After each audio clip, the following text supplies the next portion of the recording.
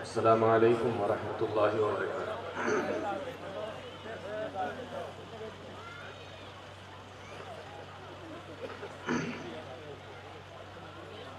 ان الحمد للہ نحمده ونستعینه ونستغفره ونعوذ باللہ من شرور انفسنا ومن سیئات اعمالنا من يهده الله فلا مضل له ومن يضلل فلا هادي له وأشهد أن لا إله إلا الله وحده لا شريك له وأشهد أن محمدا عبده ورسوله يا أيها الذين آمنوا اتقوا الله حق تقاته ولا تموتن إلا وأنتم مسلمون يا أيها الناس اتقوا ربكم الذي خلقكم من نفس واحدة وخلق منها زوجها وبث منهما رجالا كثيرا ونساء واتقوا الله الذي تساءلون به والأرحام إن الله كان عليكم رقيبا يا أيها الذين آمنوا اتقوا الله وقولوا قولا سديدا يصلح لكم أعمالكم ويغفر لكم ذنوبكم ومن يطع الله ورسوله فقد فاز فوزا عظيما أما بعد فإن خير الحديث كتاب الله وخير الهدي هدي محمد صلى الله عليه وسلم وشر الأمور محدثاتها وكل محدثة بدعة وكل بدعة ضلالة وكل ضلالة في النار أعوذ بالله السميع العليم من الشيطان الرجيم بسم الله الرحمن الرحيم واتقوا يوما ترجعون فيه إلى الله ثم توفى كل نفس ما كسبت وهم لا يظلمون۔ جناب صدر محترم، معزز علماء کرام، دور اور پاس سے تشریف لائے محترم سامعین، نوجوان ساتھیوں، پیارے بچوں اور پردہ نشین خواتین،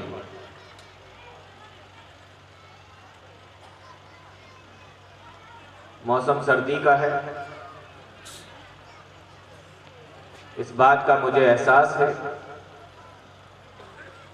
اور بہت سارے بھائی ہمارے دور سے آئے ہیں جن کو ٹرین پکڑنا ہے، تو مجھے یہ بھی بتا دیا گیا ہے، اس لیے، اور تیسری چیز یہ کہ آپ لوگ کافی دیر سے بیٹھے ہیں اور مجھ سے پہلے آپ نے کئی علماء کو سنا، ان تمام چیزوں کا خیال رکھتے ہوئے آپ لوگوں کا زیادہ وقت نہیں لیا جائے گا اور انشاءاللہ ٹائم پر ہی تقریر کو ختم کر دیا جائے گا۔ موضوع آپ لوگوں نے سن لیا ہے، فکر آخرت، لیکن اپنے موضوع پر آنے سے پہلے ایمان لیخلق فی جوف احدکم، بے شک ایمان بھی بوسیدہ ہو جاتا ہے، پرانا ہو جاتا ہے، کمزور ہو جاتا ہے۔ بات سمجھ میں آ رہی؟ ایمان بھی بوسیدہ ہو جاتا ہے، پرانا ہو جاتا ہے۔ ان الایمان لیخلق، بے شک ایمان بھی بوسیدہ ہو جاتا ہے، پرانا ہو جاتا ہے، کمزور ہو جاتا ہے۔ اور کس طریقے سے پرانا ہوتا ہے، کس طریقے سے کمزور ہوتا ہے، کس طریقے سے بوسیدہ ہوتا ہے؟ فرمایا کما یخلق الثوب، جس طریقے سے کپڑا پرانا ہو جاتا ہے، کپڑا بوسیدہ ہو جاتا ہے، کپڑا کمزور ہو جاتا ہے۔ جب آپ نیا کپڑا لاتے ہو تو کپڑا کڑک ہوگا، کلر بھی اس کا چکا چک ہوگا، دیکھنے میں بھی اچھا لگ رہا ہوگا، لیکن اب جب آپ اس کو استعمال کریں گے، پہنیں گے، ایک بار، دو بار، 3 مہینے، 6 مہینے، 1 سال، اس کے بعد کپڑا بھی ڈھیلا پڑ گیا، چمک بھی اتر ہو جاتا ہے، خراب ہو جاتا ہے۔ پیارے نبی نے ایمان کو تشبیہ دی ہے کپڑے سے، کہ جیسے کپڑا پرانا ہوتا ہے ایسے ایمان بھی پرانا ہو جاتا ہے۔ اب حدیث پھر سے سنیں، پیارے نبی فرماتے ہیں ان الایمان لا یخلق کما یخلق الثوب فی احدکم، جس طریقے سے تمہارا کپڑا پرانا ہوتا ہے اس طریقے سے ایمان بھی پرانا ہو جاتا ہے، اس طریقے سے ایمان بھی کمزور ہو جاتا ہے۔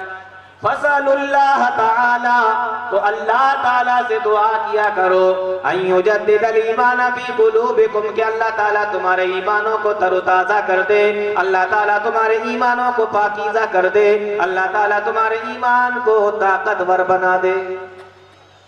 علماء نے اس حدیث کی شرح کرتے ہوئے لکھا ہے کہ جب انسان قرآن پڑھتا ہے تو ایمان طاقتور ہوتا ہے، جب انسان نماز پڑھتا ہے تو ایمان اس کا طاقتور ہوتا ہے، جب انسان نیکی کے کام کرتا ہے، بھلائی کے کام کرتا ہے، اس کا ایمان مضبوط ہونے لگتا ہے۔ اور آگے لکھا علماء نے اس حدیث کی شرح کرتے ہوئے کہ جب علم کی مجلسیں لگتی ہیں اور اللہ کے ذکر کی مجلسیں لگتی ہیں تب بھی انسان کا ایمان مضبوط ہو جاتا ہے، انسان کا ایمان طاقتور ہو جاتا ہے۔ سمجھ میں آ رہی ہے نا بات؟ تو یہ علم کی جو مجلس لگی ہے، یہ جو ذکر کی مجلس لگی ہے، یہ جو قرآن و حدیث کی مجلس لگی ہے، یہ ہمارے ایمان کو طاقتور بنانے کے لیے ہے، یہ ہمارے ایمان کو تر و تازہ بنانے کے لیے۔ تو کوئی اگر یہ کہے کہ کیا فائدہ، تو ہمیں پتہ ہے اس کا کیا فائدہ۔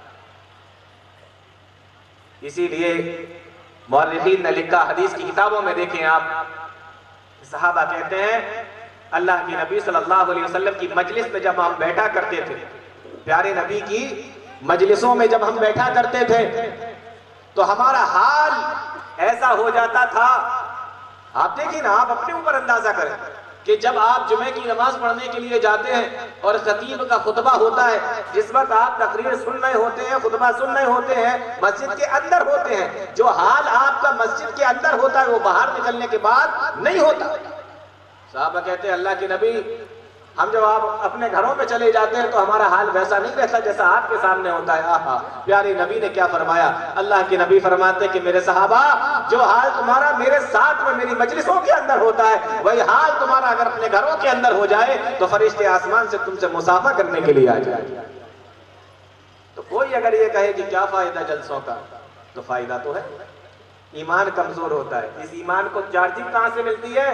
یہ جلسے سننے سے، ذکر سننے سے، اللہ رسول کی باتیں سننے سے، علم کی مجلسوں سے، ذکر کی مجلسوں سے، علماء کے ساتھ بیٹھنے سے، قرآن و حدیث کے جڑنے سے ہمارے یہ فائدہ ہے۔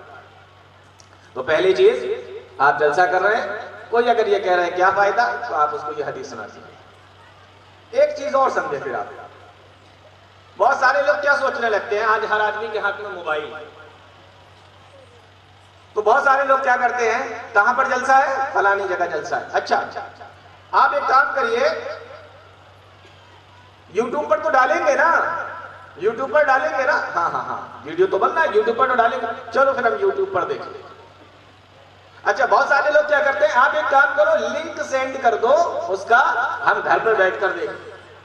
اگر ایسے والے لوگ ملیں اگر آپ کو جلسے میں کہ ہم گھر پہ بیٹھ کر سن رہے تھے، بڑا مزہ آ رہا تھا، ہم یوٹیوب پر دیکھ لیں گے، کوئی مسئلہ نہیں، ایسے لوگ ملیں تو ان کے لیے پھر ایک اور حدیث۔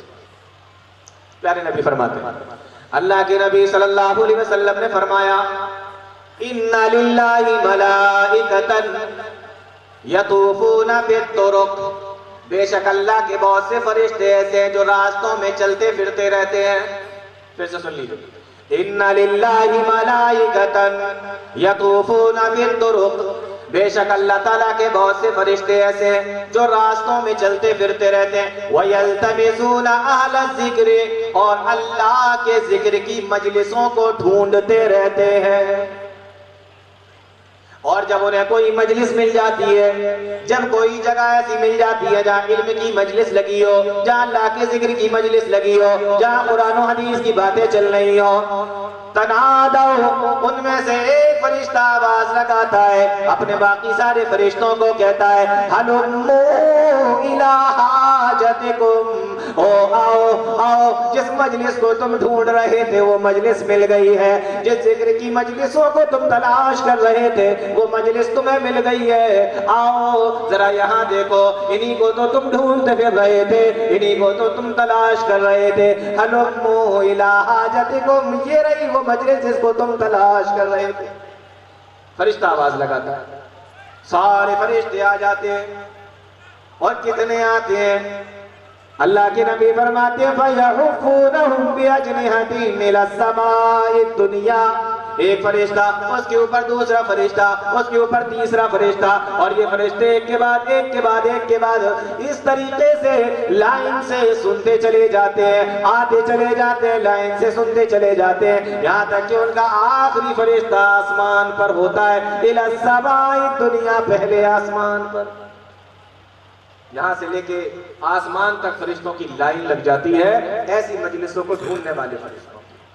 تو یہ چیز آپ کو یوٹیوب پر بیٹھ کر نہیں ملے گی، یہ چیز آپ کو، آپ کہو کہ ویڈیو سینڈ کر دینا، لنک سینڈ کر دینا، یہ چیز آپ کو وہاں پر نہیں ملے گی، اس لیے کہ جو مجلس یہاں لگی ہے اس کا جو ثواب ہے وہ آپ کو آن لائن بیٹھ کر نہیں ملے گا۔ ٹھیک ہے نا، دو باتیں ہو گئی۔ تو پہلے تو وہ کہ کیا فائدہ، ان کے لیے ایک حدیث، دوسرے یہ کہ ہم گھروں سے سن لیں گے، ان کے لیے یہ حدیث۔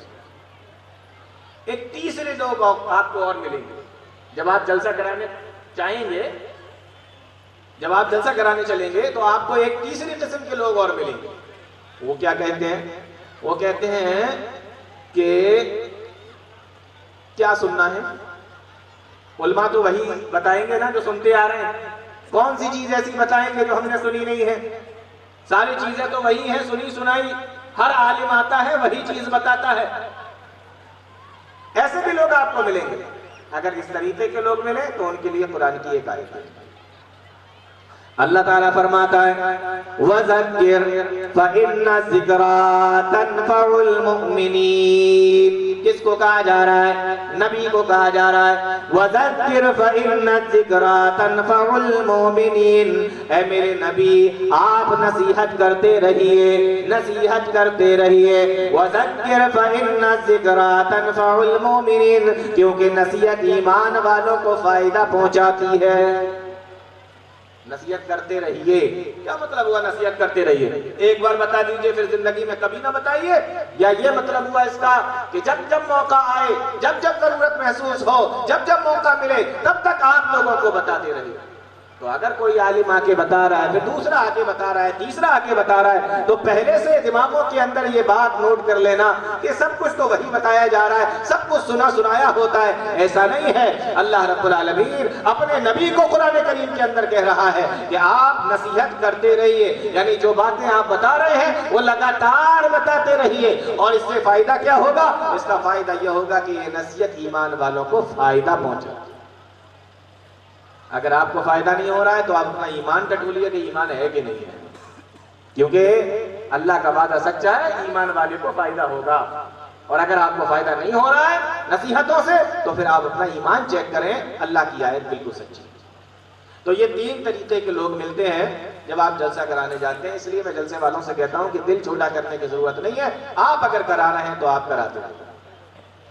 ایک چوتھی چیز اور ہے، کبھی کبھی ایسا ہوتا ہے، یہ بھی ذرا جلسے والوں کے لیے میں کہہ دوں، ایک چوتھی چیز اور ہے، کبھی کبھی کیا ہوتا ہے کہ آپ نے بہت پیسہ خرچ کیا، ٹینٹ اچھا لگوایا، مائک بڑھیا لگوایا، علماء بھی بڑی دور دور سے بلائے اور بڑے اچھے علماء کو بلایا، تقریریں بھی بڑی اچھی ہو رہی ہیں، لیکن پبلک نہیں ہے سننے کے لیے، ایسے بھی موقع آ جاتا ہے۔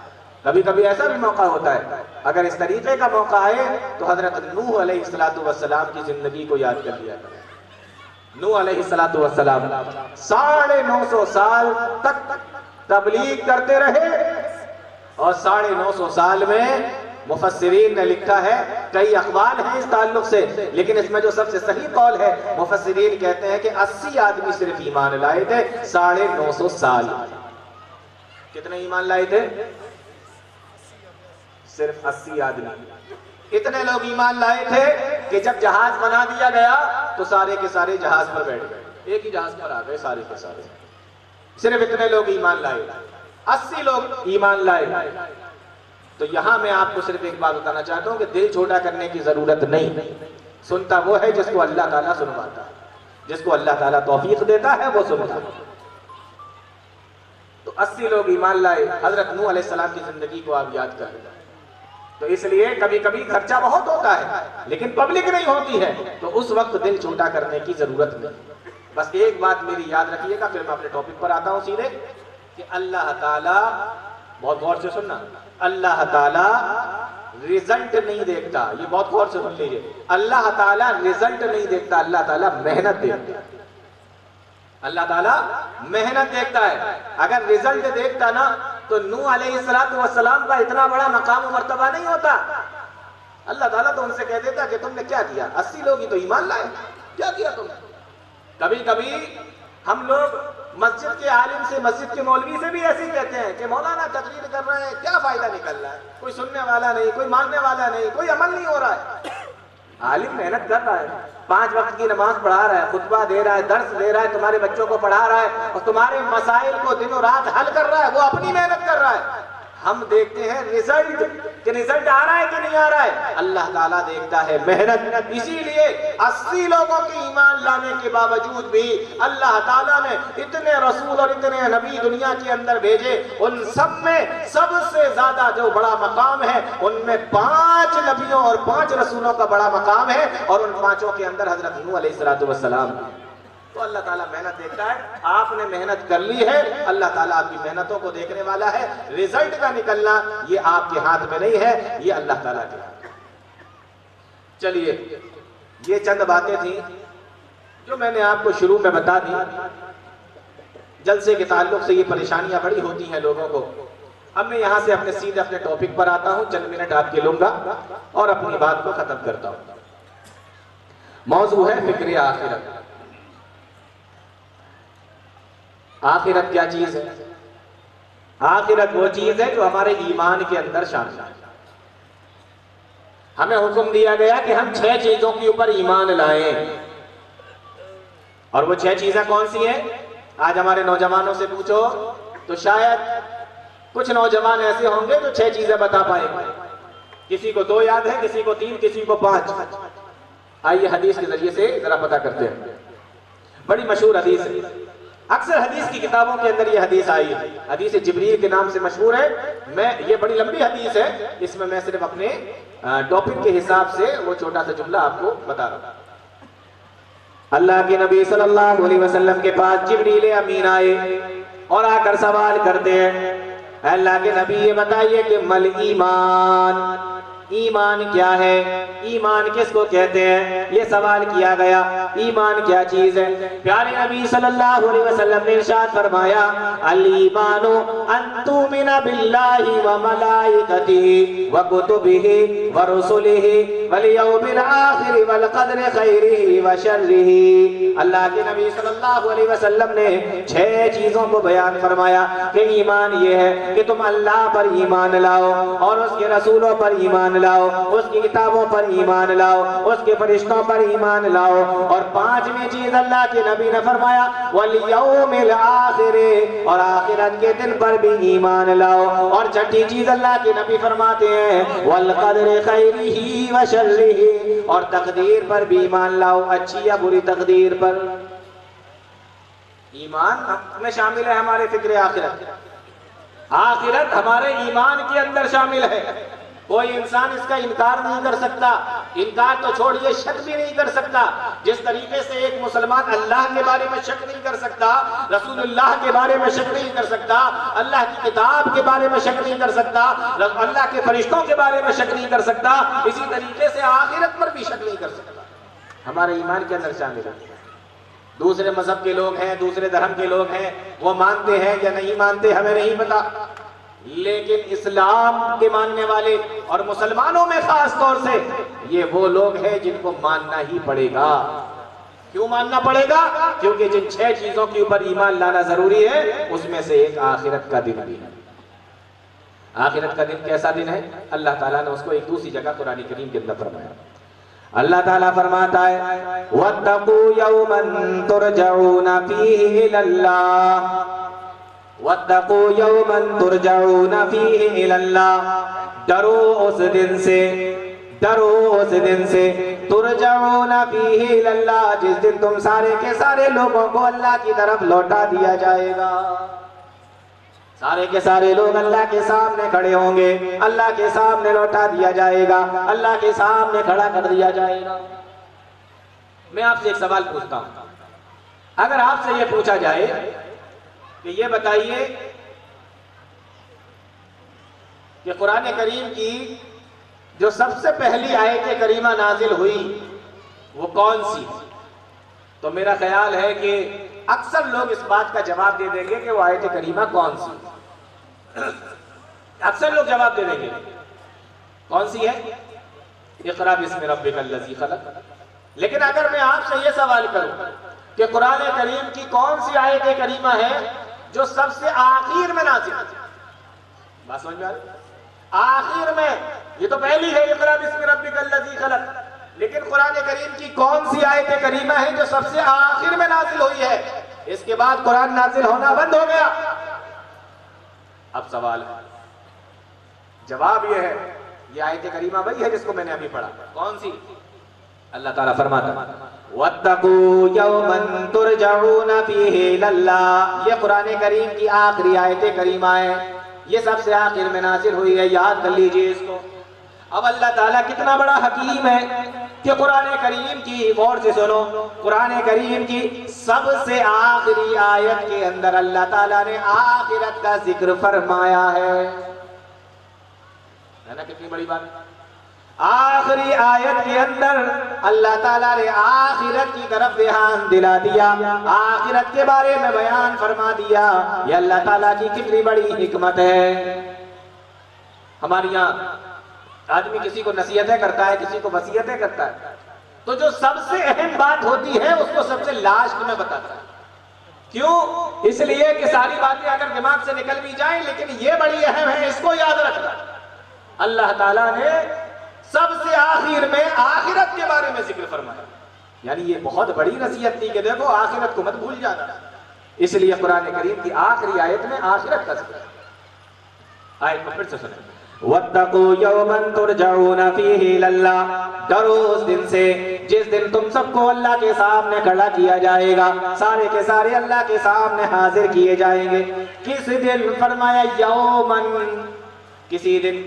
کوئی تو دن ہوگا، لیکن اللہ تعالیٰ نے دن کا نام نہیں لیا.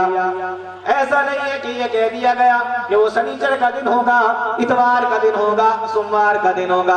ایسا نہیں کہا گیا، بلکہ صرف یہ کہہ دیا گیا کہ وہ ایک دن ایسا ہوگا جس دن تم سارے کے سارے لوگوں کو اللہ کے سامنے کھڑا کر دیا جائے گا. دن تو ہے لیکن اس کا نام نہیں لیا جا رہا ہے. کیوں؟ اس لیے کیونکہ اگر سنیچر کا دن کہا جائے تو سنیچر کے بعد میں اتوار کا دن بھی آتا ہے، اتوار کا دن کہا جائے تو اس کے بعد میں سوموار کا دن بھی آتا ہے. لیکن صرف دن کہہ دیا گیا، نام نہیں بتایا گیا. پتہ یہ چلا کہ وہ دن ایسا ہوگا کہ اس دن کے بعد میں کوئی دوسرا دن نہیں آئے گا. اس لیے کہا جا رہا ہے وَاتَّقُوا يَوْمًا، ڈرو اس دن سے. دن کا نام نہیں بتایا جا رہا. دن کا نام بتایا جائے تو ایک دن کے بعد دوسرا دن آ جاتا ہے. منگل کہا جائے تو بدھ آئے گا اس کے بعد، لیکن دن کہہ کر چھوڑ دیا گیا. پتہ یہ چلا کہ وہ دن تو آئے گا لیکن اس کے بعد پھر کوئی دن نہیں آئے گا کہ انسان یہ سوچے آج سوموار ہے، آج نیک عمل نہیں کر پائیں گے تو منگل کو کر لیں گے، اور منگل کو اگر توبہ نہیں کر پائے تو بدھ کو کر لیں گے. ایسا نہیں ہے. وہ جب دن آئے گا پھر اس کے بعد کوئی دوسرا دن نہیں آئے گا. اس لیے یومن کہہ دیا گیا. وَاتَّقُوا يَوْمًا، ڈرو اس دن سے. وہ کون سا دن ہوگا؟ اللہ تعالیٰ قرآن کریم کے اندر بیان فرماتا ہے. اس آیت کو ذرا غور سے سننا. اللہ تعالیٰ قرآن کریم کے اندر بیان فرماتا ہے الذی خلق الموت والحیات، وہی تو اللہ جس نے موت اور زندگی کو پیدا کیا. میں تھوڑا سا اس پر تفصیل سے بات کروں گا. الذی خلق الموت والحیات، وہی تو اللہ ہے جس نے موت اور زندگی کو پیدا کیا. خلق، پیدا کیا. یہ لفظ بتا رہا ہے کہ جس طریقے سے ہم اللہ تعالیٰ کی مخلوق ہے، دنیا کے اندر جتنی بھی چیزیں ہیں، کائنات کے اندر جتنی بھی چیزیں ہیں، سب کے سب اللہ تعالیٰ کی مخلوق ہے، اسی طریقے سے اللہ تعالیٰ نے موت کو بھی پیدا کیا اور زندگی کو بھی پیدا کیا۔ معلوم یہ ہوا کہ موت بھی اللہ کی مخلوق ہے اور زندگی بھی اللہ کی مخلوق ہے، اور جیسے ساری مخلوقوں کو ختم ہونا ہے، اسی طریقے سے زندگی کو بھی ختم ہونا ہے اور موت کو بھی ختم ہونا ہے۔ موت اور زندگی یہ بھی اللہ کی مخلوق ہے، یہ کوئی الگ سی چیز نہیں ہے، یہ بھی ختم ہونے والی ہے جیسے اور چیزیں ختم ہوں گی۔ اور غور کرنے کی بات ہے، اللہ تعالیٰ نے یہاں پہ پہلے موت کا ذکر فرمایا اور بعد میں زندگی کا ذکر فرمایا۔ حالانکہ ہم اپنی زندگی میں دیکھتے ہیں کہ پہلے زندگی ہوتی ہے، پھر انسان اس کے بعد میں مر جاتا ہے، لیکن اس آیت کے اندر آپ دیکھیں کہ پہلے موت کا ذکر ہے، خلق الموت والحیات، موت کو پیدا کیا اور زندگی کو پیدا کیا، جبکہ الٹا ہے، پہلے ہم زندہ ہوتے ہیں، بڑے ہوتے ہیں، جوان ہوتے ہیں، بوڑھے ہوتے ہیں، زندگی گزارتے ہیں اور اس کے بعد میں پھر مر جاتے ہیں، لیکن یہاں الٹا بیان کیا جا رہا ہے۔ کیوں بیان کیا جا رہا ہے؟ بہت ساری چیزیں مفسرین نے اس کے بارے میں لکھی ہیں، لیکن میں آپ کو صرف ایک چیز بتا دے رہا ہوں، وقت کی کمی ہے۔ مفسرین نے لکھا ہے کہ پہلے موت کا ذکر اس لیے اللہ تعالیٰ نے یہاں پر کیا ہے کیونکہ اے لوگوں، دنیا کے اندر اگر سب سے گارنٹی والی کوئی چیز ہے تو وہ موت ہے، اور دنیا کے اندر سب سے زیادہ ان گارنٹیڈ جس کی کوئی گارنٹی نہیں لی جا سکتی وہ زندگی ہے۔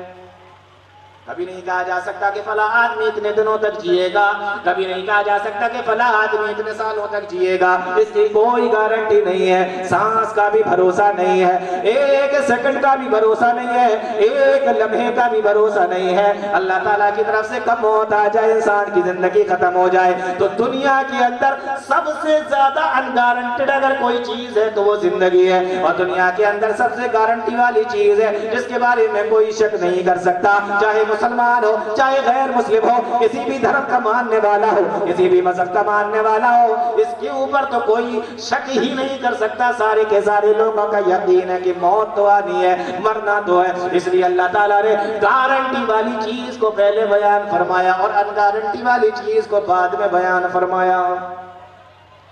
بات سمجھ میں آ رہی؟ اللہ تعالیٰ کی کوالٹی دیکھی جاتی ہے، میں اس پر ابھی اور بات کروں گا۔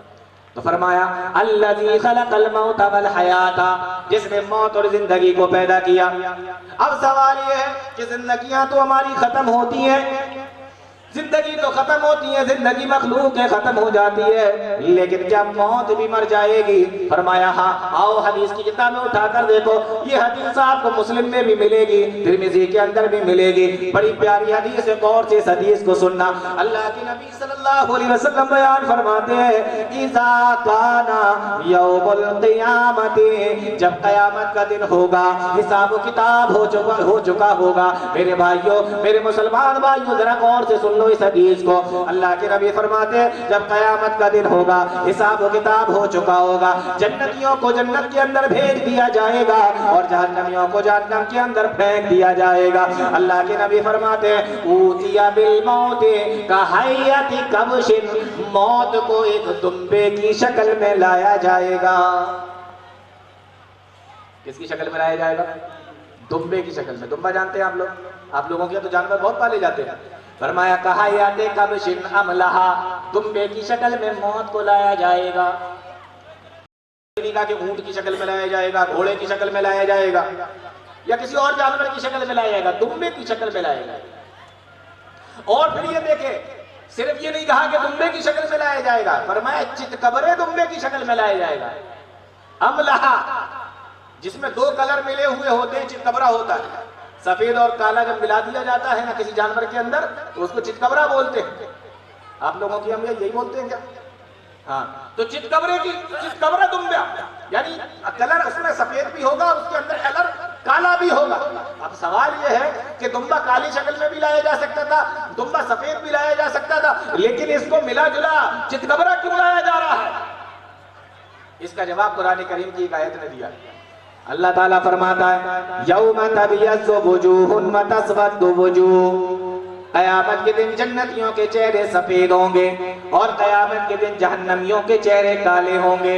اب ادھر کا سفید رنگ اور ادھر کا کالا رنگ دونوں کو لے لیا گیا اور دمبا موت کی شکل کو دمبے کی شکل میں لایا گیا اور یہ کالا اور سفید ملا جلا لایا گیا، یعنی اس موت کو جو دمبے کی شکل میں لایا گیا اس کے اندر ان کی بھی روحیں ہوں گی، ان کی بھی موت ہوگی جو جنت کے اندر ہیں اور وہ بھی ہوں گے جو جہنم کے اندر ہیں، دونوں کو ملا کر چتکبرا اس کو بنا دیا گیا۔ اللہ کے نبی فرماتے ہیں کہ اس دمبے کو چتکبری شکل میں لایا جائے گا اور اس کے بعد آواز لگانے والا آواز لگائے گا، فَيُنَادِي مُنَادٍ، ایک آواز لگانے والا آواز لگائے گا، یا اہل الجنت، او جنتیو، جنتی اپنے بالا خانوں سے جھانکنے لگیں گے، پھر آواز لگائی جائے گی، وَيَا اہل النار، او جہنمیو، جہنمی بھی جہنم میں سے دیکھنے لگیں گے، آواز لگائی جائے گی، هَلْ تَعْرِفُونَ هَذَا، کیا تم لوگ اس کو پہچانتے ہو؟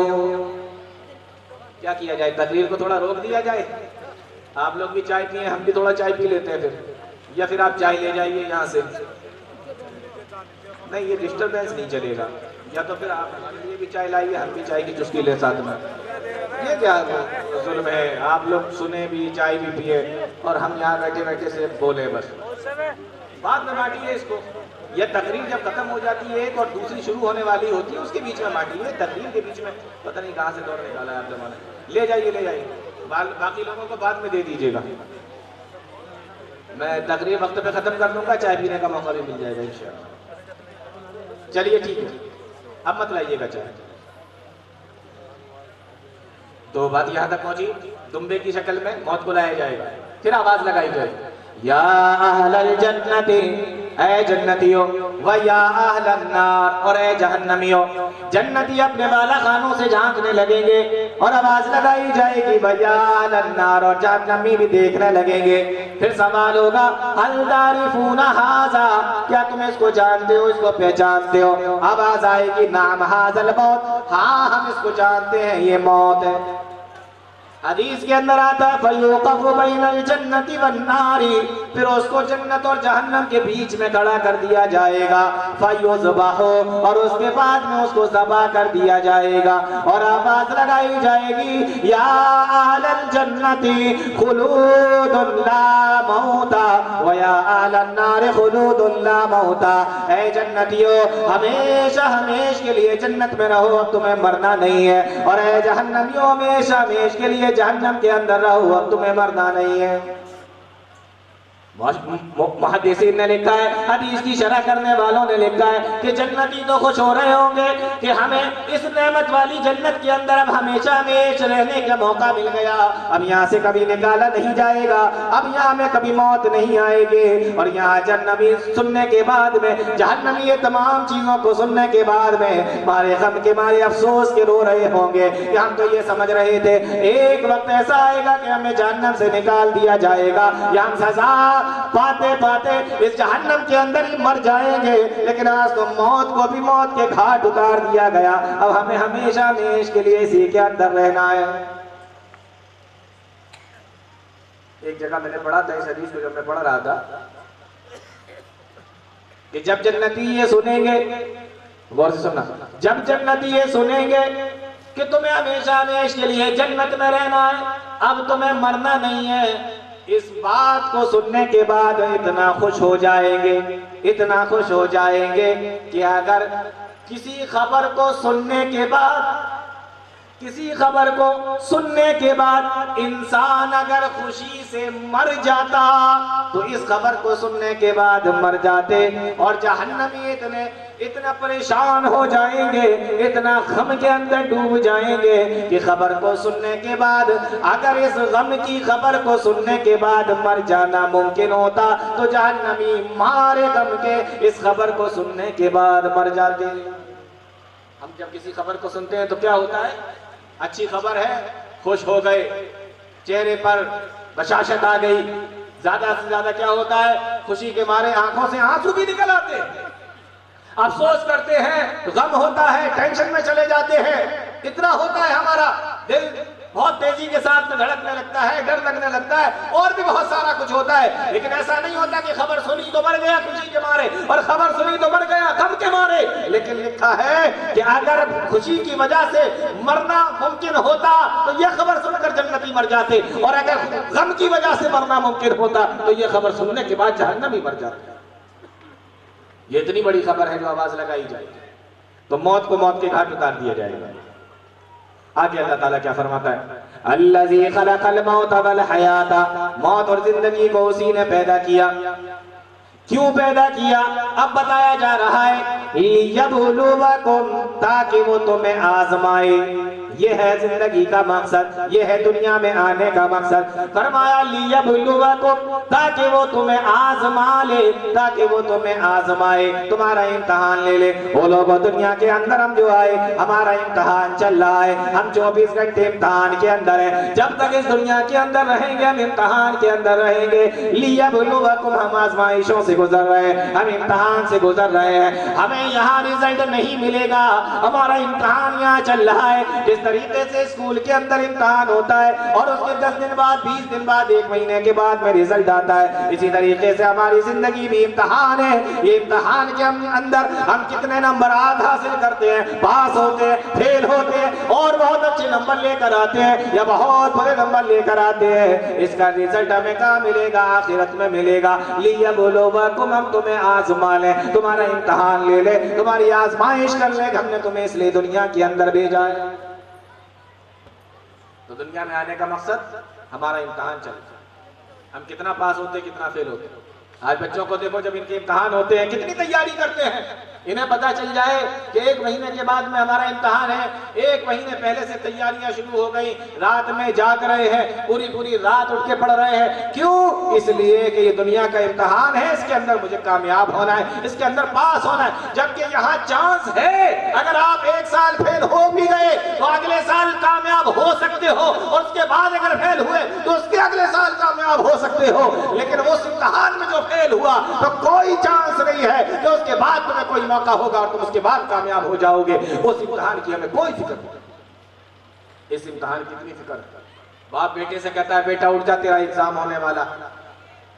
باپ بیٹے کو دیکھتا ہے کھیل رہا ہے، کود رہا ہے، پکڑ کے گھر پہ لے کے آتا ہے، کتابیں لے کے بیٹھ، پڑھائی کر. کیوں؟ اس لیے کہ تیرے امتحان آنے والے ہیں. ہمیں اتنی فکر ہے، اپنے بچوں کی اتنی فکر ہے، ان کے امتحانوں کی اتنی فکر ہے. اور بچہ، بیوی، بچے، ہم خود، ہم سارے کے سارے جس امتحان سے گزر رہے ہیں اس امتحان کی ہمیں کوئی فکر نہیں.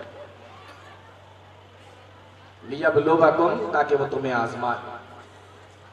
اور آگے کیا فرمایا اللہ نے؟ ایوکم، کیسے آزمائے گا؟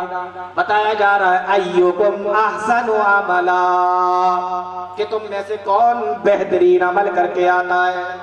ایوکم احسن عملا، تم میں سے کون بہترین عمل کر کے آتا ہے. دیکھو یہاں ایک بڑی اہم بات ہے، اس پر ذرا غور کریں.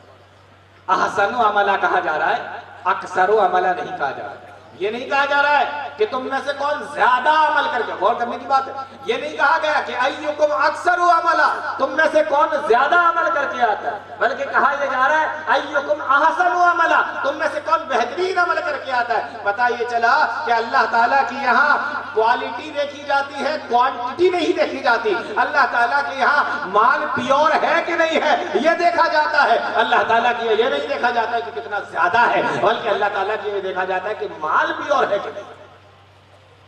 کوالٹی کی اہمیت ہوتی ہے اللہ کی نظر میں کوانٹٹی کی، کوالٹی کی اہمیت. اور یہ کوالٹی کہاں سے آتی ہے؟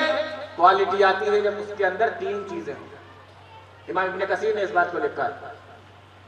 کوالٹی کہاں سے آتی ہے؟ جب 3 چیزیں ہوں. پہلی چیز وہ چیز اللہ رب العالمین نے بتائی ہو. دوسری چیز اس کا طریقہ محمد رسول اللہ صلی اللہ علیہ وسلم کے مطابق ہو.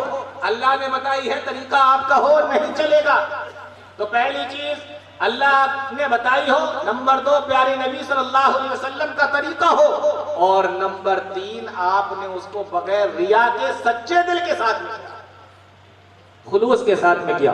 یہ 3 چیزیں پائی جائیں تو آپ کا عمل احسن عملہ ہو جاتا ہے، وہ والا عمل ہو جاتا ہے جو اللہ تعالیٰ کے قبول ہوتا ہے، اللہ کو پسند آتا ہے، اللہ تعالیٰ کی جو چیز جلتی ہے وہ ہو جاتا ہے. ہم کسی چیز کو اچھا سمجھنے لگے اور پھر ہم یہ کہیں کہ یہ چیز اچھی ہے، چلو ہم یہ بھی کر لیتے ہیں. آپ کی نظر میں اچھی ہو سکتی ہے لیکن اللہ کی نظر میں وہ اچھی ہے کہ نہیں، کوئی گارنٹی نہیں. مثال کے طور پر قرآن پڑھنا اچھی بات ہے، بری بات؟ ظاہر سی بات ہے اچھی بات. لیکن اگر کوئی یہ سوچے کہ ہم نماز میں جب نیت باندھ کے کھڑے ہوتے ہیں، ہاتھ باندھ کر کھڑے ہوتے ہیں، یہاں پر تو ہم قرآن پڑھیں گے، سورہ فاتحہ پڑھیں گے، اس کے بعد کوئی اور سورت پڑھیں گے، لیکن جب ہم رکوع میں جائیں گے تو رکوع میں جا کر بھی ہم قرآن پڑھیں گے، اور جب سجدے میں جائیں گے تو سجدے میں جا کر بھی ہم قرآن پڑھیں گے. دیکھو قرآن پڑھنا اچھی بات ہے، لیکن حدیثوں کے اندر آتا ہے کہ رکوع کے اندر قرآن پڑھنا منع ہے اور سجدے کے اندر قرآن پڑھنا منع ہے. تو آپ کا یہ عمل اکثر و عملہ تو ہوا لیکن احسن و عملہ نہیں، یعنی زیادہ تو ہو گیا لیکن پسندیدہ نہیں ہے جو اللہ تعالیٰ کو پسند ہے. اس کو اور آسان سی مثال سے سمجھو. مثال کے طور پر اذان ہوتی ہے، اذان کا آخری کلمہ کیا ہے؟ آخری جملہ، آخری کلمہ کیا ہے؟ کیا کہا جاتا ہے؟ لا الہ الا اللہ. آپ کو یہ کہنا لگے کہ لا الہ الا اللہ تھوڑا آدھا لگ رہا ہے، ایک کام کرتے ہیں اس میں محمد رسول اللہ جوڑ دیں، اس میں محمد رسول اللہ جوڑ دیتے ہیں. تو اس نے کیا کیا؟ زیادہ کر دیا. لا الہ الا اللہ آخری کلمہ تھا اذان کا، اس نے محمد رسول اللہ جوڑ کر اس کو کر دیا کیا؟ زیادہ. تو یہ اکثر و عملہ تو ہو گیا کہ زیادہ عمل تو ہو گیا لیکن احسن و عملہ نہیں رہا. اور اللہ تعالیٰ کو احسن و عمل پسند ہے، یعنی اچھے عمل، بہترین عمل، اللہ اور اس کے رسول کے مطابق جو عمل ہوتے ہیں وہ عمل اللہ تعالیٰ کو پسند آتے ہیں. آپ اپنی طرف سے جو بھی کر لیں اللہ تعالیٰ کی یہاں اس کی کوئی ویلیو نہیں ہے، اللہ تعالیٰ کی یہاں وہ ناقابل قبول ہے. تو موت اور زندگی کو اللہ نے اس لیے پیدا کیا تاکہ وہ ہمیں آزمائے، اس لیے اللہ تعالیٰ نے ہمیں دنیا کے اندر بھیجا. آئیے اس آیت کریمہ کی طرف پھر سے چلتے ہیں، ذرا اس آیت کو پورا کریں گے. اللہ تعالیٰ نے قرآن کے اندر کیا فرمایا؟ وَاتَّقُوا يَوْمًا، ڈرو اس دن سے. ابھی ہم یہیں پڑھتے ہیں وَاتَّقُوا يَوْمًا، ڈرو اس دن سے. کون سا دن ہے؟ فرمایا ترجعون فیہ الی اللہ، جس دن تم سارے کے سارے لوگوں کو اللہ کے سامنے کھڑا کیا جائے گا. آپ اندازہ کریں کتنا خطرناک دن ہوگا وہ. حدیثوں کے اندر تو اس کی بڑی تشریح آئی ہے، حدیثوں کے اندر تو بڑا اس کا لکھا ہوا ہے کہ کس طریقے کا وہ دن ہوگا. صحابی رسول ہیں ایک حضرت عبداللہ ابن عمر رضی اللہ تعالیٰ، نام سنا ہوگا آپ لوگوں نے، بہت مشہور صحابی، سنا ہے نا حضرت عبداللہ ابن عمر. کس کے بیٹے ہیں یہ؟ مشہور صحابی رسول حضرت عمر رضی اللہ تعالیٰ عنہ کے بیٹے ہیں، صاحبزادے حضرت عبداللہ ابن عمر. واقعہ ان کے تعلق سے آتا ہے، وہ واقعہ سنیں گے پھر بات آگے بڑھائیں گے. اللہ کے سامنے حاضر ہوتے، ترجعون فیہ الی اللہ، اللہ کے سامنے کھڑے ہوئے. حدیثوں کے اندر آتا ہے ایک مرتبہ سفر میں جا رہے ہیں، حضرت عبداللہ ابن عمر سفر میں جا رہے ہیں، گرمی کا موسم ہے، دوپہر کا وقت ہے، چلچلا کی دھوپ نکل رہی، سواری پہ سوار ہیں اور ساتھ میں اور بہت سارے لوگ بھی ہیں، چلے جا رہے ہیں. جب کافی دور نکل گئے اپنے ساتھیوں سے کہتے ہیں کہ آگے چل کر کوئی سایہ نظر آ جائے تو ذرا رک جانا، وہاں پر اتریں گے، نماز پڑھیں گے، کھانا کھائیں گے اور تھوڑی دیر آرام بھی کر لیں گے. آگے جانے کے بعد ایک پہاڑ نظر آیا اور اس پہاڑ کا سایہ بھی نظر آیا. یہ سارے کے سارے لوگ وہاں پہ اتر گئے اور جب کھانا کھانے کے لیے بیٹھے دسترخوان بچھا دیا گیا. غور سے سنو نوجوانوں، دسترخوان بچھا دیا گیا اور سارے کے سارے لوگ دسترخوان پر بیٹھ گئے، کھانا بھی سامنے رکھ دیا گیا. اتنے میں کیا دیکھتے ہیں؟ غور سے سننا میرے بزرگوں، اتنے میں کیا دیکھتے ہیں کہ ایک چرواہا اپنی بکریوں کو ہانکتا ہوا اسی پہاڑ کی طرف لے کے آ رہا ہے، اور شاید وہ بھی اسی سائے کی تلاش میں ہوگا جس سائے کی تلاش میں صحابی رسول حضرت عبداللہ ابن عمر تھے.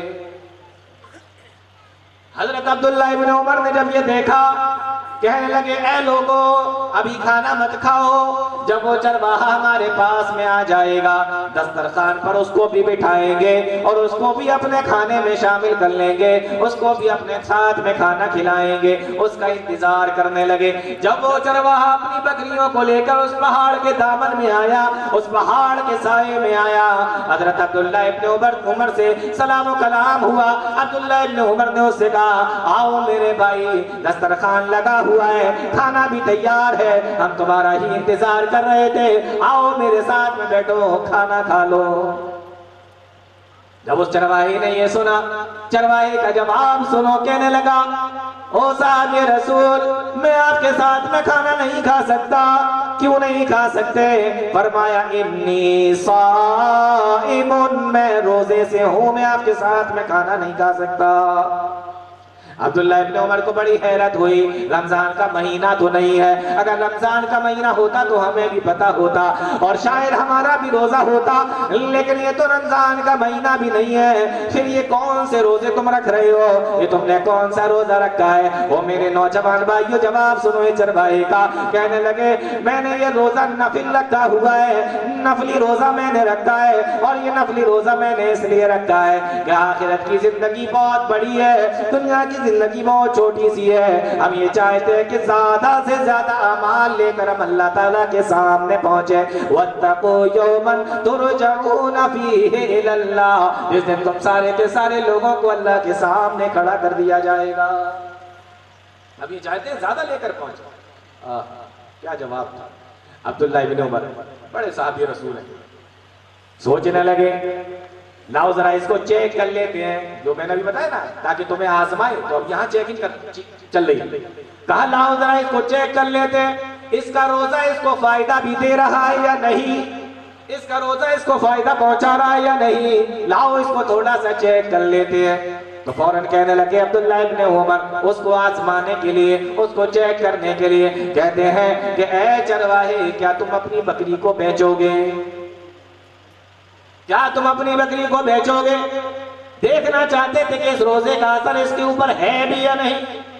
اسی لیے امام ابن تیمیہ رحمہ اللہ نے اپنی کتاب کے اندر ایک جگہ لکھا ہے اگر کسی کو یہ دیکھنا ہو کہ اس کا حج قبول ہوا ہے یا نہیں تو حج کے بعد اپنے اعمال دیکھ لے، اگر پہلے سے زیادہ وہ نیک اعمال کرنے لگا، اگر وہ پہلے سے زیادہ اللہ تعالیٰ سے ڈرنے لگا، اگر وہ پہلے سے زیادہ اللہ تعالیٰ کے سامنے رونے لگا، اگر وہ پہلے سے زیادہ دنیا کے بجائے آخرت کی طرف چلا گیا، آخرت کی طرف اس نے تو جو کر لیا تو سمجھ لو اس کے حج کو اللہ تعالیٰ نے قبول کر لیا ہے۔ اور اگر کسی کو یہ پتہ کرنا ہو کہ اس کے رمضان کے روزوں کو اللہ تعالیٰ نے قبول کیا ہے یا نہیں، ابن تیمیہ رحمہ اللہ نے لکھا ہے کہ پھر وہ اپنے رمضان کے بعد کے اعمال کو دیکھ لے کہ جس طریقے سے رمضان کے مہینے میں نماز پڑھتا تھا بعد میں بھی ویسے ہی نمازیں پڑھ رہا ہے یا نہیں، اس طریقے سے رمضان کے مہینے میں اس کا وقت مسجدوں کے اندر گزرتا تھا بعد میں بھی اس کا وقت مسجدوں کے اندر گزر رہا ہے یا نہیں، اس طریقے سے رمضان کے مہینے میں قرآن کریم کی تلاوت کیا کرتا تھا، اس کے بعد کے مہینوں میں بھی وہ قرآن کریم کی ویسے ہی تلاوت کرتا ہے یا نہیں، یہ دیکھ لے چیک کر لے،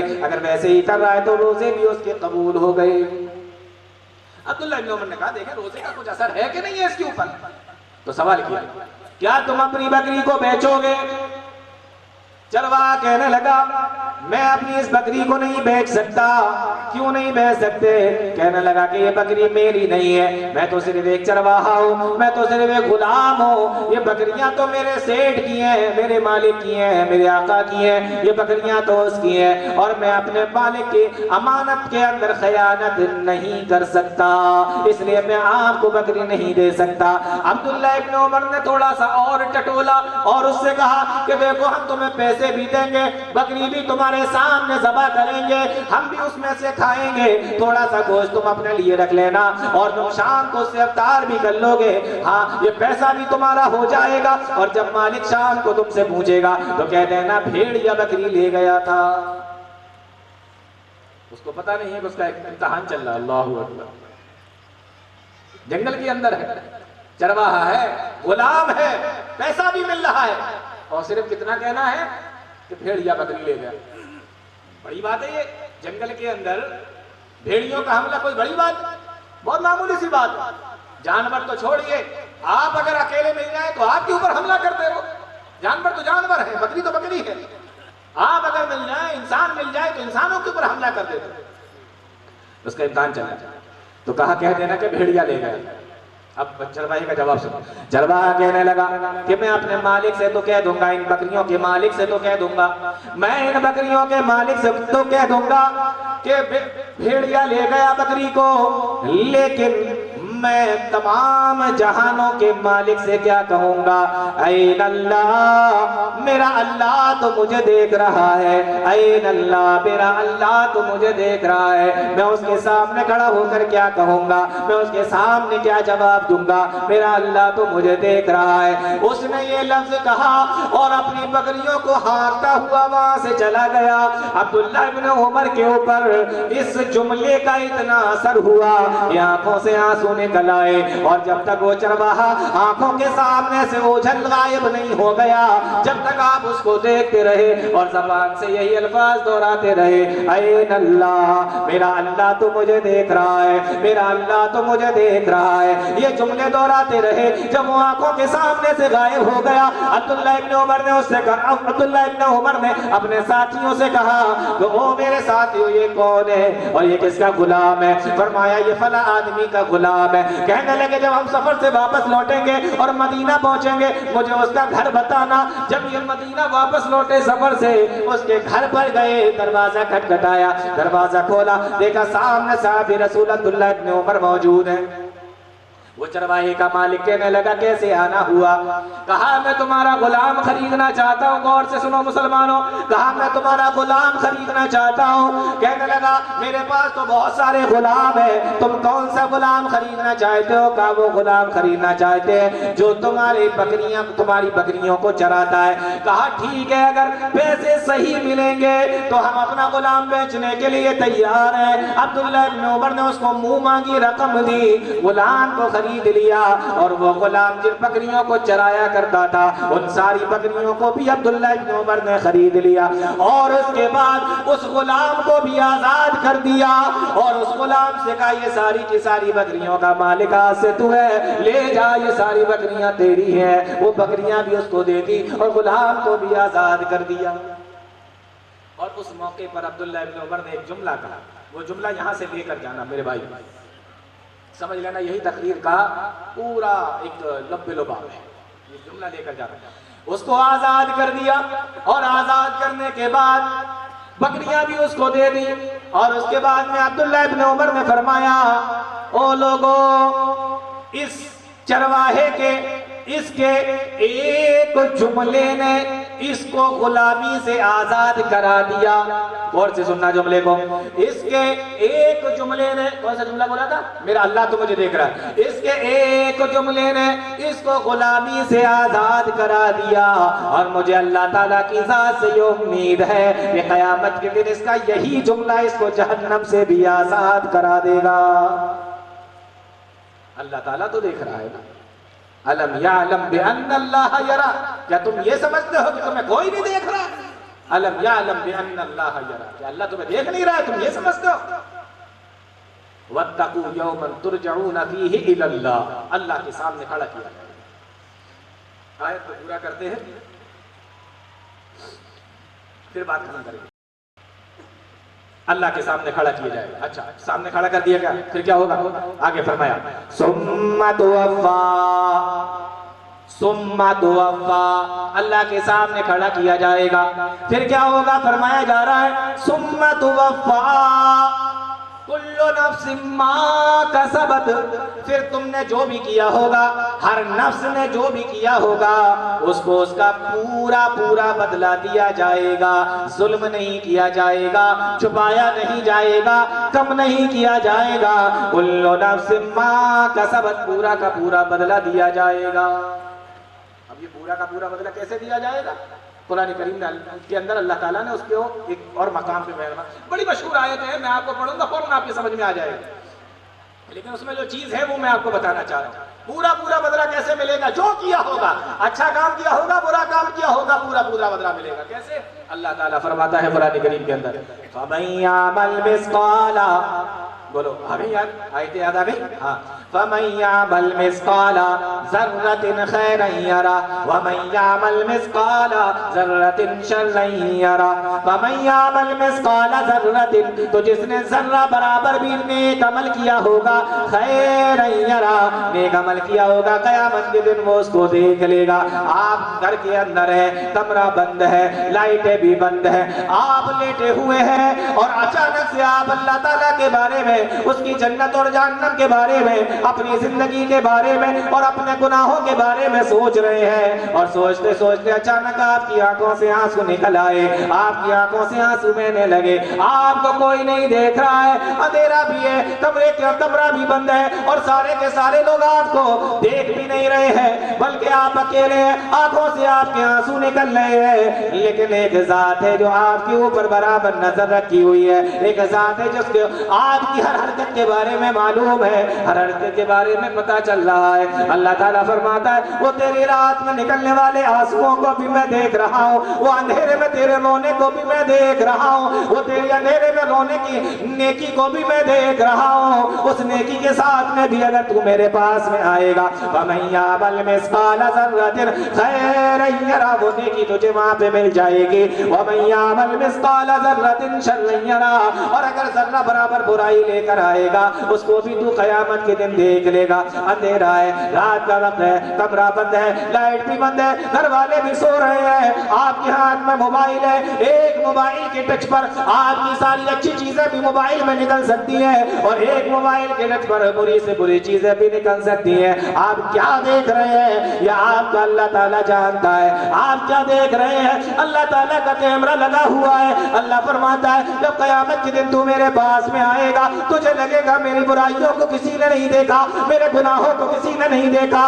وَمَن يَعْمَلْ مِثْقَالَ ذَرَّةٍ شَرًّا يَرَهُ، وہ برائی بھی تو وہاں پہ پالے گا، وہ برائی کو بھی تو وہاں پر دیکھ لے گا۔ ثُمَّ تُوَفَّىٰ، پھر پورا پورا بدلہ دیا جائے گا۔ اچھا ایک چیز یہاں پہ بتا دوں، قرآن کریم کے اندر جو اللہ تعالیٰ نے بیان فرمایا مثقال ذرۃ، تو دیکھیے ذرہ اس کا ترجمہ کرنے کی ضرورت نہیں پڑی، ذرے کا ترجمہ میں نے ذرہ ہی کیا، فمن عمل کا کیا، مثقال کا کیا، خیر کا کیا، یرہ کا کیا، لیکن ذرے کا ترجمہ نہیں کیا۔ میں نے ذرے کو ذرہ ہی بولا کہ ذرہ برابر میں نے کی ہوگی، لیکن آپ سمجھ گئے کہ نہیں سمجھ گئے؟ ایسا لفظ استعمال کیا اللہ تعالیٰ نے، حالانکہ ذرہ کس کو کہتے ہیں؟ آپ ریت اٹھائیے، ریت اٹھائیے، ریت کے اندر آپ کی مٹھی میں جو ریت آئے گی نا اس کے اندر ہزاروں لاکھوں ذرے ہوں گے، آپ کی مٹھی میں جو ریت ہوگی، اتنی مہین چیز کو ذرہ کہا جاتا ہے۔ تو پہلی چیز تو یہ کہ ہم نے ذرے کا ترجمہ نہیں کیا، لیکن اللہ تعالیٰ نے اس کے لیے لفظ ایسا استعمال کیا کہ ترجمہ کرنے کی ضرورت نہیں پڑی، آپ سمجھ گئے۔ دوسری چیز ذرہ اتنا مہین ہوتا ہے کہ ایک مٹھی کے اندر لاکھوں ذرے آ سکتے ہیں، اتنی مہین چیز کو بھی اللہ تعالیٰ جانتا ہے۔ اللہ تعالیٰ سے کوئی بھی چیز چھپی ہوئی نہیں ہے میرے بھائی۔ اور لغت کے ایک بہت بڑے امام ہیں، انہوں نے ذرے کا ایک ترجمہ اور کیا ہے، وہ سنے بڑا زبردست ترجمہ کیا۔ لغت کے ایک بہت بڑے امام ہیں، ایک ترجمہ تو یہ ذرہ جو ریت کا ہم لوگ دیکھتے ہیں، ایک انہوں نے ترجمہ کیا کہ جیسے آپ نے کبھی دیکھا ہوگا دن کا وقت ہے، آپ کمرے میں لیٹے اور کمرے کا دروازہ آپ بند کر لیں، کمرے میں ہو جائے اندھیرا، سورج کی روشنی آتی ہے جب کسی سوراخ میں سے اور کمرے میں ہو اندھیرا، تو آپ کو لگے گا اس میں کچھ اڑ رہا ہے۔ بولو دیکھا ہے کبھی؟ سب نے دیکھا ہے نا؟ ہاں، تو آپ کو لگے گا جیسے کوئی چیز اڑ رہی ہے اس روشنی میں، جب آپ دیکھو گے کمرے میں کچھ آپ کو اڑتا ہوا سا لگے گا، اور جیسے ہی لائٹ کھولو گے اور جیسے ہی دروازہ کھولو گے اس کمرے میں جیسے ہی روشنی آئے گی تو وہ چیز جو اڑتی ہوئی دکھ رہی تھی وہ بولو دیکھنا بند ہو جائے گی، تو وہ چیز جو اڑتی ہوئی آپ کو نظر آ رہی تھی، لغت کے ایک بہت بڑے امام ہیں، انہوں نے لکھا ہے کہ عربی میں اس کو بھی ذرہ ہی ہے۔ اللہ اکبر، اتنی مہین چیز کہ جب آپ نے لائٹ بھی کھول دی تو آپ کو دکھنا بند ہو گئی، آپ نے کھڑکی کھولی دکھنا بند ہو گئی، آپ نے دروازہ کھولا دکھنا بند ہو گیا، لیکن اتنی مہین چیز بھی اگر آپ نے برائی کی ہوگی، وَمَن يَعْمَلْ مِثْقَالَ ذَرَّةٍ خَيْرًا يَرَهُ وَمَن يَعْمَلْ مِثْقَالَ ذَرَّةٍ شَرًّا يَرَهُ، نیکی کی ہوگی اتنی چھوٹی وہ بھی اللہ نے دیکھ لو گے، اور اگر برائی کی ہوگی اتنی چھوٹی وہ بھی اللہ نے دیکھ لو گے۔ ثم توفى كل نفس ما كسبت، جو بھی کر کے گئے ہوگے پورا پورا بدلہ دیا جائے، کوئی ظلم نہیں کیا جائے۔ آج ہماری یہ چیزیں سمجھ میں نہیں آتی، لیکن صحابہ کو بڑے اچھے سے سمجھ میں آتی ہیں۔ ایک صحابی رسول ہیں، بڑے مشہور صحابی ہیں، نام ہے ان کا مصعب بن عمیر رضی اللہ تعالیٰ، مشہور صحابی ہیں، مکہ کے سردار کے بیٹے۔ آج نوجوانوں کو کیا چاہیے؟ مال چاہیے، خوبصورتی چاہیے۔ حدیث کے اندر تھوڑا اختلاف ہے، کلام کیا گیا اس میں، لیکن بعض محدثین نے لکھا ہے کہ یہ اتنے خوبصورت تھے کہ ان کا چہرہ اللہ کے نبی سے ملتا تھا۔ اب سوچو کائنات کے سب سے حسین انسان سے جس کا چہرہ ملتا ہو وہ کتنا خوبصورت ہوگا۔ تو یہ خوبصورت تھے، نوجوان تھے اور مکہ کے سردار کے بیٹے تھے، یعنی ایک نوجوان کو جو چیزیں چاہیے وہ ساری ان کے اندر تھی۔ اور ان کے بارے میں مورخین نے لکھا ہے کہ ایک کپڑا جب پہن لیتے تھے تو دوبارہ اس کو نہیں پہنتے تھے۔ ہم اگر کوئی کپڑا پہن لیتے ہیں، اگر وہ ہمیں پسند آ گیا تو ہم اتنے پھٹیچر ہیں کہ اس کو کم سے کم 2 سال پہننے کی کوشش کرتے ہیں۔ بولو کرتے ہیں کہ نہیں کرتے ہیں؟ کچھ لوگ تو اتنے پھٹیچر ہوتے ہیں کہ 2 سال کے بعد بھی اگر گھر والے اٹھا کر کسی غریب کو کسی فقیر کو بھی دے دینا تو سامنے سے اٹھا لیتے ہیں، یہ والا مت دینا، یہ مجھے بہت پسند ہے۔ ایسا یہ کریں گے؟ لیکن یہ ایسے تھے کہ ایک کپڑا جب ایک بار پہن لیتے تھے پھر کبھی بھی اس کپڑے کو دوبارہ نہیں پہنتے تھے، وہ خیرات کر دیا۔ اتنے امیر آدمی، گھوڑے سے ہمیشہ چلتے تھے، بلکہ مورخین نے لکھا ہے جس گلی سے یہ نکل کے جاتے تھے تو لوگوں کو پتہ چل جاتا تھا کہ مصعب بن عمیر نکل کر گئے۔ کیوں؟ اس لیے کہ اتنی مہنگی خوشبو مکہ میں ان کے علاوہ کوئی لگاتا ہی نہیں۔ امیر ہیں، خوبصورت ہیں، مالدار ہیں، سردار کے بیٹے ہیں۔ اور ہمارے یہاں جو کپڑے ہوتے ہیں نا، ہم لوگوں نے کپڑوں کی کیٹیگری بنا لی، درجے بنا لیے کہ یہ کپڑا ہے یہ روزانہ میں پہنیں گے، یہ کپڑا ہے یہ کام کے ٹائم پہنیں گے، یہ کپڑا ہے یہ جمعے کے دن نماز پڑھنے کے لیے پہنیں گے، یہ کپڑا ہے یہ شادیوں میں پہننے کے لیے۔ ایسے درجے ہوتے ہیں ہمارے یہاں کپڑوں میں۔ تو مکہ والے جن کپڑوں کو شادیوں میں پہنتے تھے یہ روزانہ میں اس کو پہنتے ہیں۔ کیا آدمی ہوں گے، کیا زبردست، لیکن سب تھا ان کے پاس۔ دنیا اسی کو سمجھتے تھے، یہ سمجھتے تھے یہی دنیا ہے۔ لیکن ایک مرتبہ کانوں سے ایک آواز ٹکرائی، پیاری نبی کی آواز، اعلموا انما الحیات الدنیا لعب و لہو، جان لو دنیا کی زندگی کھیل اور تماشے کے علاوہ کچھ نہیں ہے۔ جان لو دنیا کی زندگی کھیل اور تماشے کے علاوہ کچھ نہیں ہے۔ اعلموا انما الحیات الدنیا لعب و لہو۔ میں یہاں پر آپ کے 2 منٹ اور لوں گا، تھوڑا کھیل اور تماشا سمجھا دوں آپ کو تاکہ بات سمجھنے میں آسانی۔ کھیل آپ میدان میں بھی جا کے کھیلتے ہوں گے، کرکٹ کھیلتے ہوں گے، کبڈی کھیلتے ہوں گے، یا اسی طریقے سے فٹ بال کھیلتے ہوں گے۔ اور کچھ لوگ ہمارے بھائی ایسے بھی ہوں گے جو موبائل پر کھیلتے ہوں گے، موبائل پر گیم کھیلتے ہوں گے۔ تو جو انگریزی میں گیم ہے وہی عربی میں کھیل ہے، لعب ہے وہی کھیل ہے۔ اور آپ کو پتا ہے چاہے آپ میدان میں جا کر کھیلو، غور سے سننا، چاہے آپ میدان میں جا کر کھیلو اور چاہے موبائل پر بیٹھ کر کھیلو، کھیل کا ایک ٹائم ایسا آتا ہے کہ کھیل ختم ہو جاتا ہے۔ کھیل ختم ہو جاتا ہے۔ موبائل کے اندر بھی لکھ کے آتا ہے game over, game is finished, اس طریقے سے موبائل میں بھی لکھ کر آتا ہے گیم اوور۔ دھیمے دھیمے کر کے اسٹیپ بائی اسٹیپ آپ آخر تک پہنچیں گے اور لکھ کے آ جائے گا کھیل ختم، گیم اوور۔ اسی طریقے سے اللہ تعالیٰ نے اس کو کھیل کہا ہے، اور کھیل ہے تو ختم ہونا ہے۔ زندگی کھیل ہے اور یہ ختم ہونا ہے۔ اللہ اکبر، آپ سمجھے زندگی کی حقیقت میرے بھائی۔ اور صرف کھیل نہیں کہا، کھیل اور تماشا کہا ہے۔ اب تماشے کو بھی تھوڑا سمجھ لو، تماشا کیا ہوتا ہے؟ آپ نے دیکھا ہوگا، سیریل دیکھا ہوگا، کوئی ناٹک دیکھا ہوگا، بہت سارے لوگوں نے فلمیں بھی دیکھی ہوں گی۔ اس میں کیا ہوتا ہے؟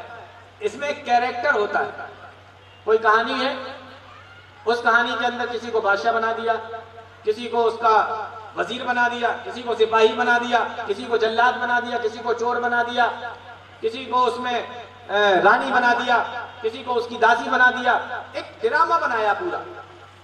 اور 1 گھنٹے بعد، 2 گھنٹے بعد، 5 گھنٹے کے بعد جب وہ ڈرامہ ختم ہو گیا تو جو آدمی ڈرامے کے اندر وکیل بنا تھا، حقیقت میں وہ وکیل تھا؟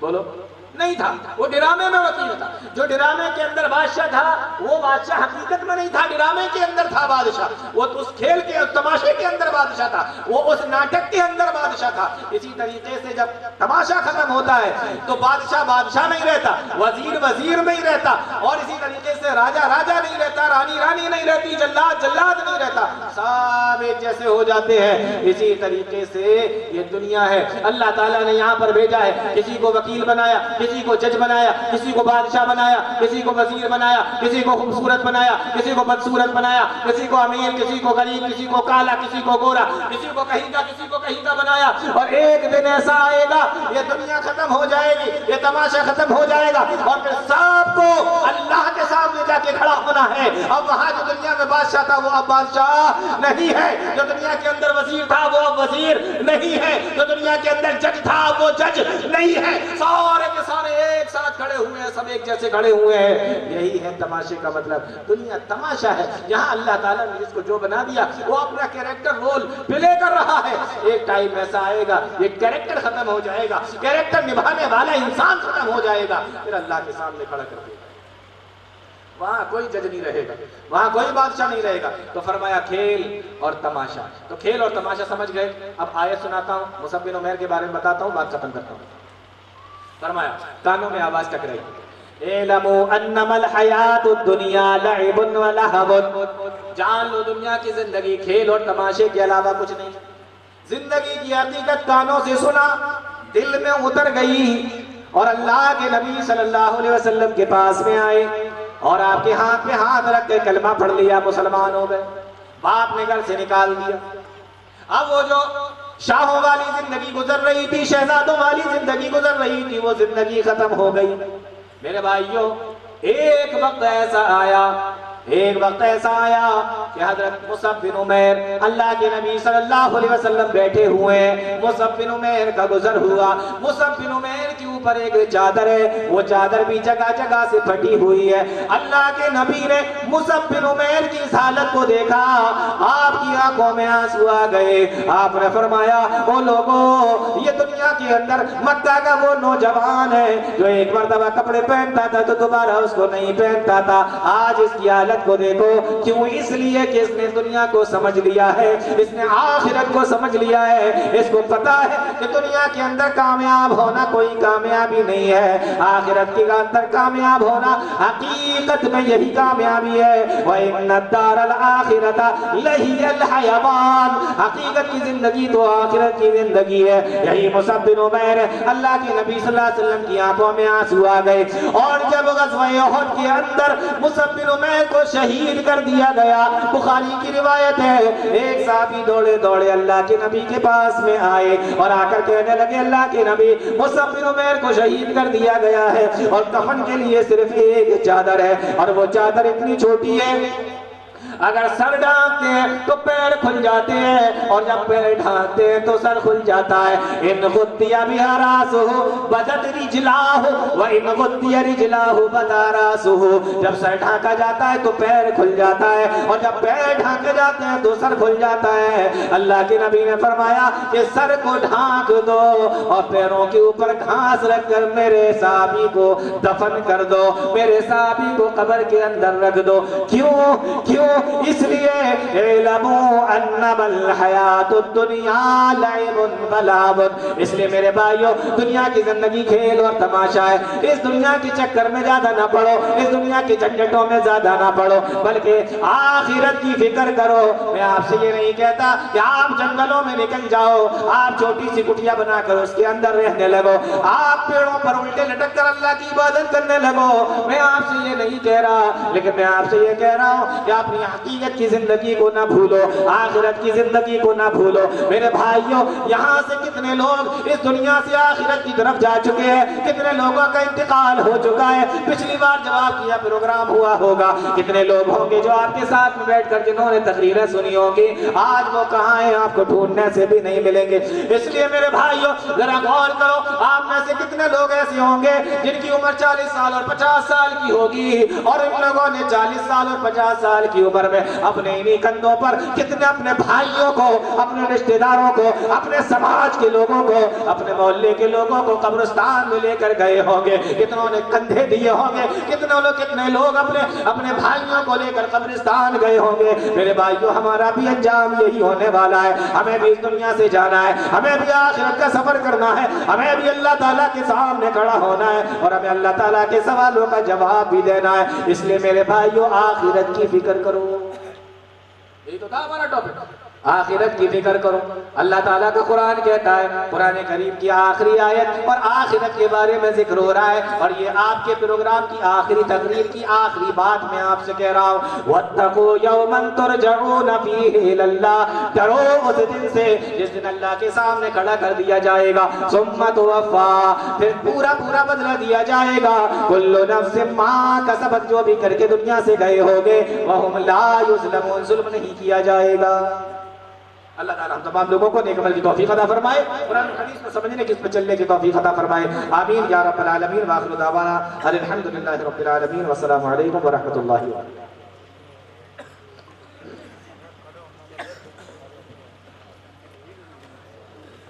تقریباً اختتام ہو چکی ہے, بس صدارتی کلمات کہنے باقی ہیں. میں گزارش کروں گا فضیلت الشیخ مولانا شفیق احمد صاحب حفیظ اللہ, جو کہ ناظم اعلیٰ ہیں ضلع جمعیت ہنومان گڑھ و گنگا نگر, ان سے التماس ہے کہ وہ آئیں اور صدارتی تاثرات مختصر طور پر آپ عوام کے سامنے پیش فرمائیں, پھر عوام کو جانا بھی ہے. رسول کریم اما بعد. بسم اللہ الرحمن الرحیم. جس طریقے کے تسی یہ تقریریں عالماں دے سنیاں نے, یعنی ان الذین عند اللہ الاسلام, اس دا ایک معنی یہ بھی ہے کہ آکھا مان لینا, کہنا مان لینا, کیونکہ سب تو بہترین جڑا مذہب ہے وہ ہے اسلام, اور اسلام دا کہنا جڑا ہے قرآن اور حدیث دا مان لینا, اور اس اٹھنو بھی آکھدے نے, یعنی پنجابی تسی سمجھدے ہو, اس اٹھنو بھی آکھدے نے جس دے نک دے وچ جھوٹے ہوئے نک دے وچ جڑا چھیبا پایا ہوندا ہے, ڈوڈے نک دے وچ چھیبا پایا ہے اسلام دا, اسلام دا کہنا مننا دا, قرآن و حدیث دا کہنا مننا دا, قرآن و حدیث تے چلن دا. اگر تسی قرآن و حدیث دے مطابق اپنی زندگی گزارو گے تو کامیاب ہو گے, اللہ اور اللہ دے رسول صلی اللہ علیہ وسلم دی دسے ہوئے رستے تے چلو گے تو کامیاب ہو گے, نہیں تو کامیاب ہونا نہیں ہے. نہیں تو کنیاں جماعتاں نے تسی دیکھ دے پہ ہو, سنتے ہو رات دن فلانے بزرگ نے فرمایا, فلانے پیر نے فرمایا, یعنی ہر گل نو پیراں تو بزرگاں وچ لے جاندے نے, قرآن و حدیث نو وہ پیٹھ پیچھے رکھتے ہیں. تو اس طریقے نہ کرو جس طریقے تسی اج غور و فکر نال قرآن و حدیث دیاں گلاں سنیاں نے, اس دے مطابق اپنی زندگی گزارو گے تو کامیاب ہو گے. نہیں تو عام لوگ جس طریقے تقریراں میں اور اللہ تعالیٰ دے رسول صلی اللہ علیہ وسلم دی حدیث کے مطابق اپنی زندگیاں نہیں گزارتے, وہ بزرگاں دیاں دسیاں ہوئیاں اور پیراں فقیراں دیاں دسیاں ہوئیاں زندگیاں تے لوگ گزارتے ہیں, اور اہل حدیثاں دا اور دوجے قوماں دا یہی فرق ہے کہ اہل حدیث صرف قرآن و حدیث کے مطابق ہی اپنی زندگی گزارتے ہیں. جڑے عام لوگ نے بزرگاں دیاں پیراں دیاں اس تے گزارو گے تو زندگی کامیاب ہونے والی نہیں ہے. تو اہل حدیثاں دا حق یہ بھی بنتا ہے کہ زندگی دے بارے میں تسی مولانا دی تقریر بھی سنی ہے کہ دہیج دے بارے میں کہ دہیج کنی بہت بڑی تکڑی بیماری ہے جس نال کڑیاں نے جڑیاں جوان جڑیاں گھراں وچ بیٹھیاں نے, انہاں دا شادی کر کے شادی دا جڑا رکن دا کارن ہے, مطلب یہ ہے کہ آپاں نوکری والا لڑکا یا پیسے والا لڑکا ڈھونڈتے ہیں, وہ نہیں ملتا, وہ کنواریاں بیٹھے رہندے ہیں جس کا گھاٹا آپاں بہت تکڑا پیندا ہے. تو اس دے سے سوچنا چاہیے کہ آپاں غریب ہے وہ روزی دینے والا اللہ ہے, اللہ تے بھروسہ کریے تو انہاں لڑکیاں دی جیڑی شادی ہے جلدی تو جلدی کریے.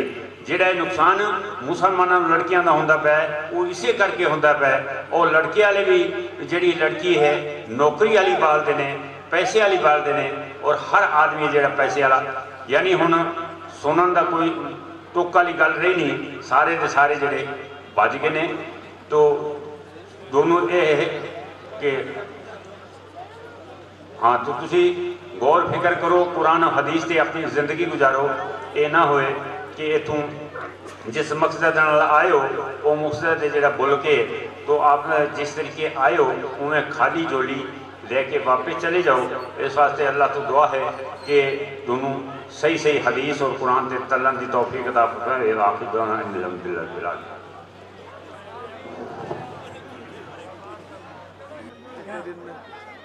آج کے پروگرام 2 دن آواز ایسی ہے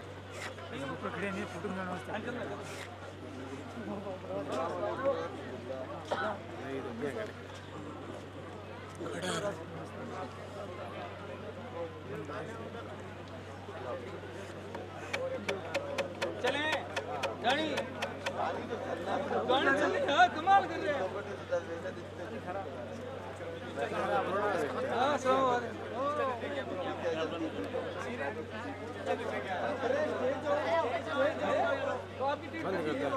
کوئی بات نہیں، ہم